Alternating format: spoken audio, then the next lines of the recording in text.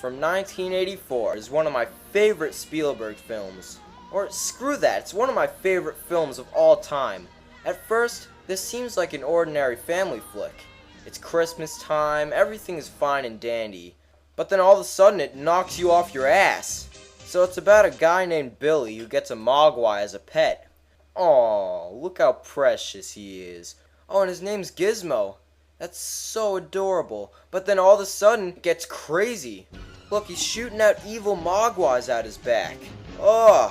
Now there's 3 rules you gotta follow when owning a mogwai in this film. First rule is to not get them wet or else they multiply, and most of them are not friendly. He just got lucky the first time. Second is you don't feed them after midnight. Now I don't know if that means between midnight and 6 a.m. or whatever, but basically if you feed them in those vague hours, then they go into cocoons and hatch as gremlins, and that's when they become really badass. The third rule is to not expose them to sunlight because it kills them. So Billy tries to warn the authorities, but like so many other movies of the genre, the police don't believe him until it's too late, and they go on a massive rampage through the town. It's so epic. The special effects on the Gremlins are amazing. There's no bullcrap CG here, it's all animatronics. And even though the special effects on the monsters steal the show, the performance by the human actors is very good too. Speaking of that, let's introduce the characters.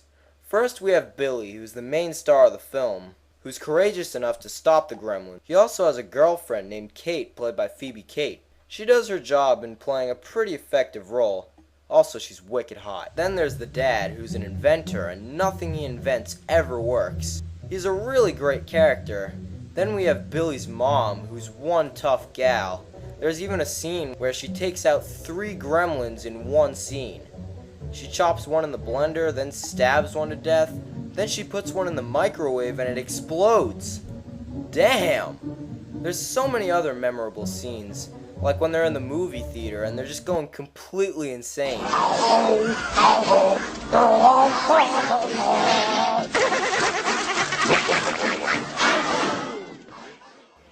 Also, the bar scene is pretty crazy too. Then there's the old devil, Mrs. Deagle. She's such a bitch. But it's great because she gets the ultimate payoff when the gremlins send her flying through a window. Like literally, she gets launched through the window. It's the best.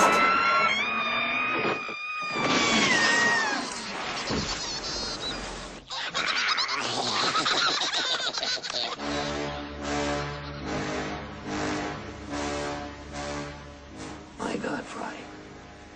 That was Mrs. Deagle. This movie is just crazy. I mean, parents took their kids to see this, and they got scared out of their minds. This movie was given a PG rating by the Motion Picture Association of America. It was really pushing an R rating, so that's when Steven Spielberg stepped up and suggested a rating in between. And that's why today there's the PG-13 rating. Strike is the leader gremlin, who's played by Frank Welker, who was the best villain voice of the 80s, doing voices such as Dr. Claw and Megatron. I think one of the things that makes this movie so great is that it's got everything in it. I can't tell, is it a comedy, a horror flick, a Christmas movie, a family film, a live action cartoon? I don't know, but overall, it's one of my favorite movies of all time. I give it 5 out of 5 stars. It's really awesome, so I strongly encourage you to check it out.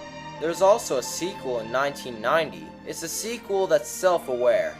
It knows it can't top the original, so instead it parodies it.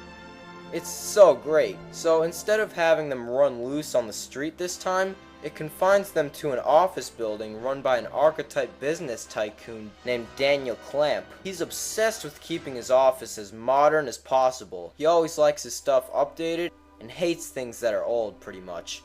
He's a really good character, and his office equipment is a perfect setting for the gremlins to destroy stuff. There's a lot of funny scenes that make fun of the original. There's a scene where they're discussing the flaws in the rule, don't feed them after midnight. Oh, wait a minute, what about this? What if they're eating in an airplane and across a time zone? I mean, it's always midnight somewhere. Then there's the scene where a mom walks out of the theater complaining about the movie, which is basically what happened with the first one. There's also a part where a gremlin drinks this potion which turns him into a bat, and he flies through the wall and leaves the Batman logo through it.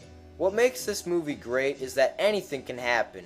It's wild and free, and is really a blast to watch. The special effects are really awesome too. Overall, it's a great movie and a solid sequel. It's a movie that shouldn't be taken seriously, so you have to be in the right mood to watch it. But overall, it's pretty cool though, and it gets 4 out of 5 stars from me. So check it out. So, that's Gremlins. Stay tuned for more of my movie reviews, and I'll see you later.